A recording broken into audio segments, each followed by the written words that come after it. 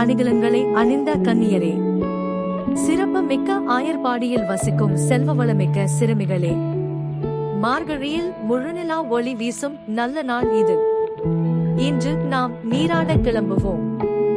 கூர்மையான வேலுடன் நம்மை பாதுகாத்து வரும் அரிய தொழிலை செய்யும் நந்தகோபன், அழகிய கண்களையுடைய யசோதா பிராட்டி ஆகியோரின் சிங்கம் போன்ற மகனும், கரிய நிறத்தவனும், சிவந்த கண்களை உடையவனும், சூரியனைப் போல் பிரகாசமான முகத்தை உடையவனும், நாராயணனின் அம்சமுமான கண்ணபிரான் நமக்கு அருள் தர காத்திருக்கிறான்.